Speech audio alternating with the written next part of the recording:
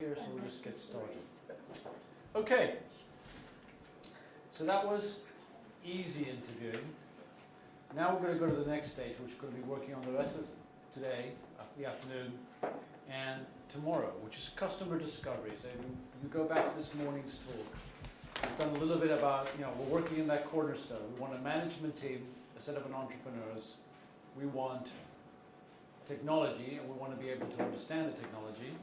Sorry, I hear the excellent. I hear the. It sounded like the cart there for some reason, but I'm afraid it's only for me. Thank you very much. It's coming. Yours is coming. And now we're going to work on customer discovery, which is really important, especially in technology settings. So what we're going to do is we're going to set you a challenge. The challenge is you are going to be interviewing progressively over this afternoon, Leo, myself, and at least today, Annabelle. We're going to split you up into teams, and you're going to rotate. So all of you are going to get to talk to all of us. What we want you to do is to identify an unmet need in the area of personal information managers based on these interviews. Okay? So, first question, does everybody know more or less what I mean by personal information managers? Okay, so everybody has time management problems, I think. Anybody who doesn't, you're about to produce a fantastic product or a service.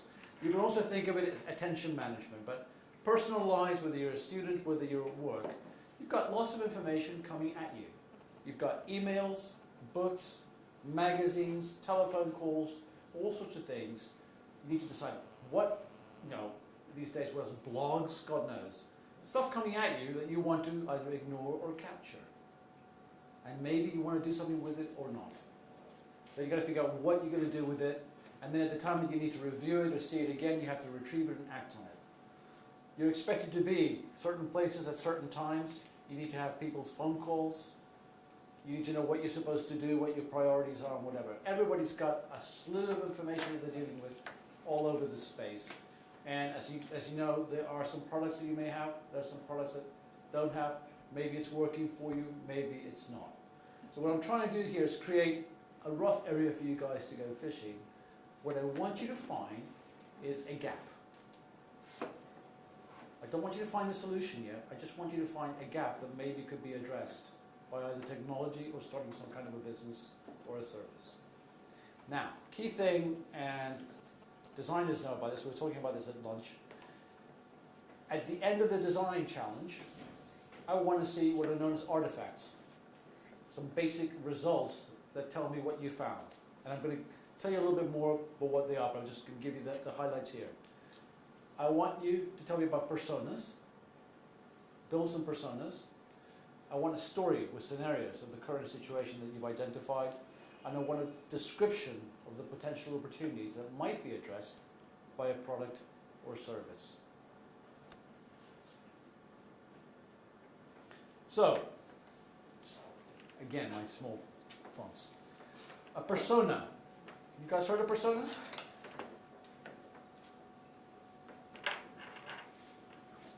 Have you heard of personas? Have I heard of personas? You know what a persona is? Well, I can imagine what it is. Okay, I won't put you on the spot, it's all right.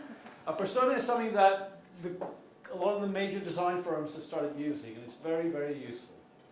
A traditional problem with the way you get presentations and things like that is if somebody's trying to tell you about a product they've discovered. So let's say we had the walk-in hemoglobin idea, if we make it that. People will say, and they do the presentations, and they'll load Google and they'll go, there's 10,000 people in the country that have anemia. There's so many people in Europe who have anemia, and you get all this macro information, and we're all being trained, and it's important to get the macro information about how many people and how big the market is and all that kind of stuff. It's all that macro information. The point is, the macro information is useless unless you thoroughly understand at least one or two customers. So again, the first thing is to understand one specific area of customer use through your interviews and your research, then translate it into this is more or less our typical customer in the market that we're going in. Really show that you have micro understanding of that market, and then only then do you scale it up and figure out what else is in that market. So persona is something that is fictional. You make it up. But it is based on what your research has established. So for example, when we're talking about the bike helmet today, you might talk about 5 or 6 people about their experience with maybe bicycling in London or not. And as a result of that, you're going to make up a person that's who you're going to use as a test as you think about developing the product. It's not a substitute for the research itself. It just helps you concentrate and focus your mind when you're thinking about what the product offering might be. Who are we really designing this business for? You still, and we'll cover this, go back out and talk to more people to find out if that picture and your assumptions about that person are correct or not. So when you do this, I want you to give them a name. I want you to really imagine it's almost like writing a novel. Give them a name. Traditionally, I would have you even give, have a picture, but we're not going to do this in this course, but that's usually how the technique is used.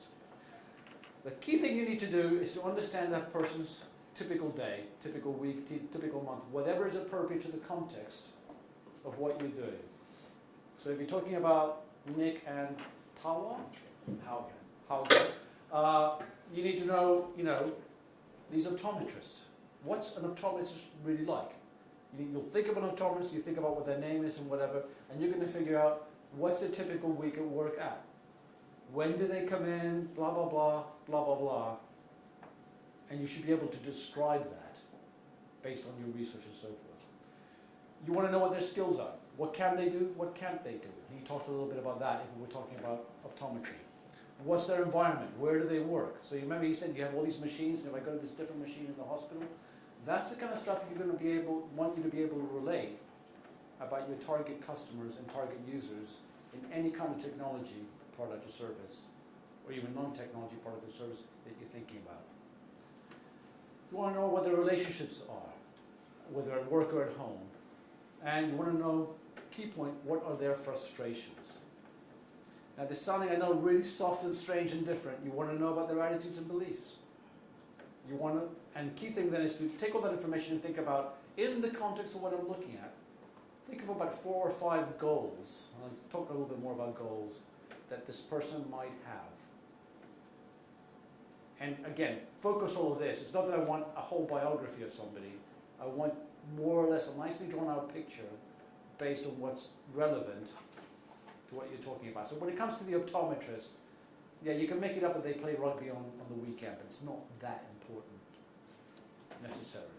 It's not a full picture, but something that's relevant. I do want you to really know about what it's like to work in an optometrist's office in a given week, in a given year, and stuff like that.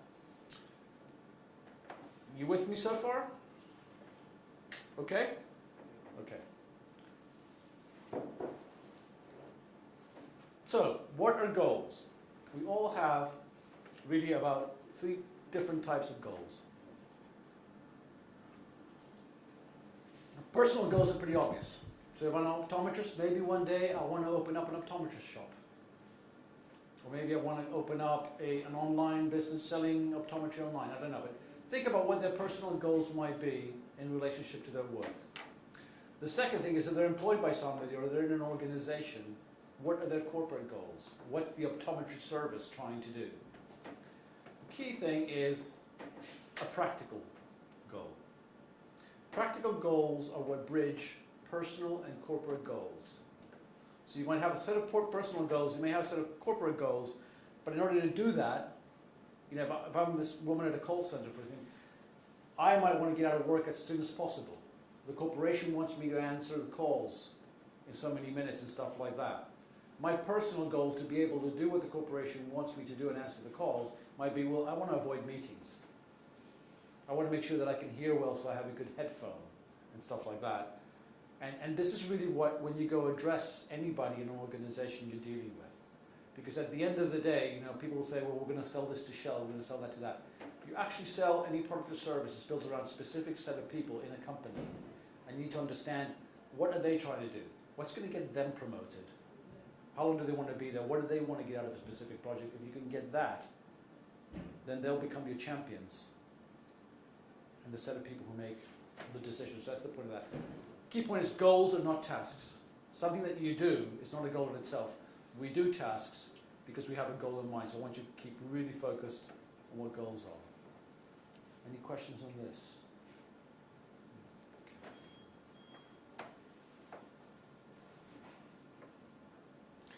And so the other part, and I think some of you were talking about lunch, the other part of the result I want out of this, when you finish this exercise, I want a story. I want a story about who's going to be this persona you're going to make up, what the goals are, and a scenario. So a scenario is when are they trying to do what? So a story's always got, what happens at the beginning. You have a character, the character is trying to do something, and they run into an obstacle. So I want to know what their obstacle might be in the context of this product or service. And I want to know that if this obstacle was solved, what would it look like to this person? Again, I don't want to know what the product or the service is, but if I'm saying that, I wanted to have, I seem to be doing a lot with bikes these days, I'm complaining that I'm spending too much in public transport. I really wish I could get around London without always having to go underground or paying so much. So what I want as a result is to tell a story about somebody who wants transport that's spontaneous, that they can get some fresh air, maybe some exercise. I don't want you to tell me what the solution is, because if you think about it, there's about 10 different solutions to that, and that's a different stage. At this stage, I want you to understand what the opportunity is. So you can say, we're going to design a service that meets as many of this specific criteria, because there's a need in the market for that. Going back to my earlier example, I want a safe way to bike around London. Maybe it's not a helmet. Maybe it's just the mayor's ordinance that any street that Paul Stark is using that day, there will be no cars. A bit extreme, but you can know extreme. And so that's going to be what's known as a design hypothesis for a product, a service, or a business, and that's what we want as a result. Okay, so step one, this is a bit more focused. Before we actually go to step one, I know it's after lunch, you're getting a few blank stares, so how are you feeling about this? Are we all following? Yeah. Yeah? All right. Yeah? Okay, clear on what you need to do. All right. So, preparation. What we're going to do is, if Tim comes back, we're going to, Annabelle might not be here this morning, we're going to split you up into 3 teams, right?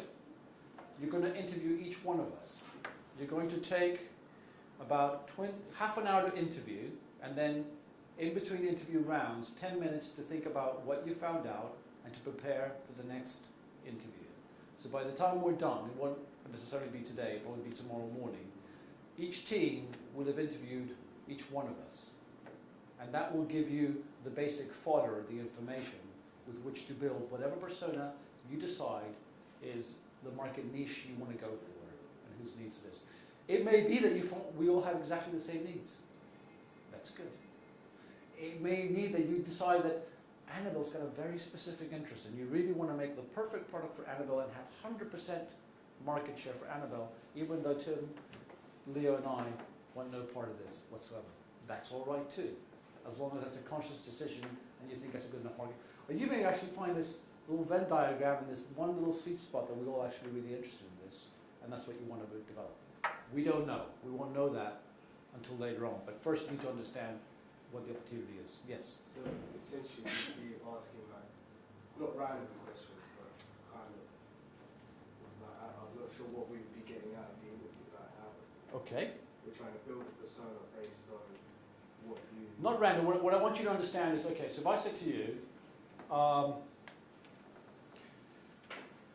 I've got a new, you said you bought an app for augmented reality stuff.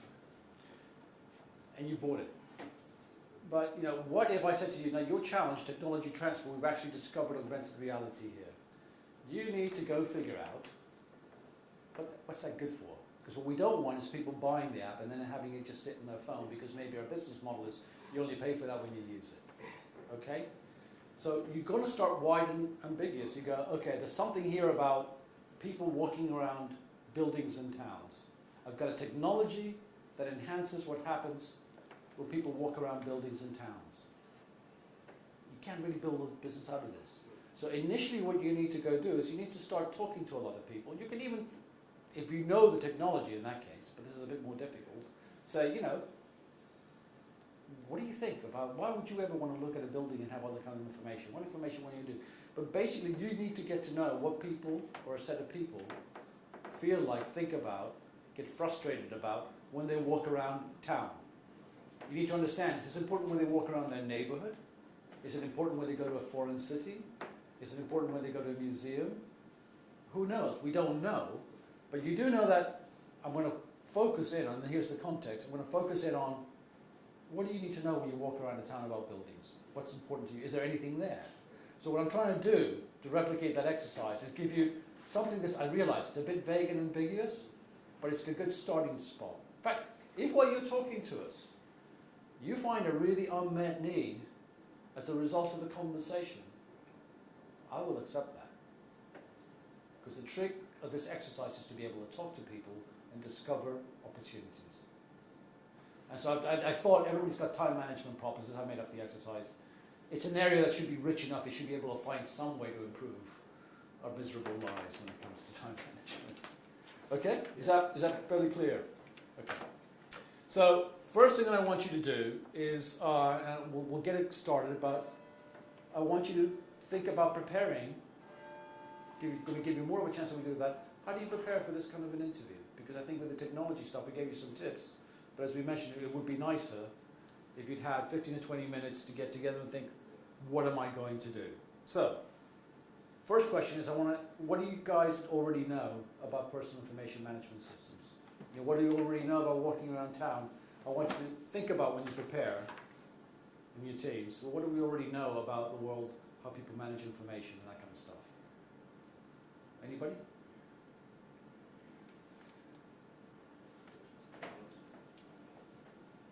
Well, do you have a point? How did you figure out that you needed to be here today at whatever time you were there? You were told. When were you told? Yesterday. Okay, and did you just remember it? Yeah. Do you remember the address? Yeah. And the time to be? Very good. Is that the usual technique that you use? Yes. That works for you? Do you ever find yourself, oh, I forgot about that appointment, or I don't know where that building is? Okay. So what do you use to prevent that, or do you just go, You know, people use technology. Yes. Hands off like their phones now. Yeah. Their personal Yeah. diary. Yeah. Reminds them like, set an alarm 2 hours early to know, oh, you have to get to this place in 2 hours. Exactly. So, yeah, that's what I can say. That, I mean, technology is sort of evolved. Either that or some people still revert to diaries, I guess, as well. exactly. Yeah. And how do you think it works for people? I think it works well if you remember to use it. It depends if it's a habit. If it's a habit, then it works well after some time. But some people with, I don't know, particularly diaries, then it depends if they use it as a habit. But on phones, I think that's probably generally more practical because everyone has a phone of it.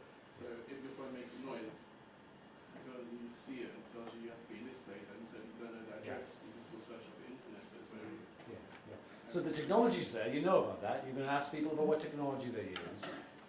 So you can think about, you know, just as we did with the technology profile today, first open up the whole rapport with people, learn a little bit about their lives. That's why the exercise is structured this way. Learn a bit about their lives. Think about where their time management or attention management information challenges might be. Find out about those. Probe a little bit about what are they using right now, how are they handling it. And try and figure out where is it not working really well. And see if you can identify something or not.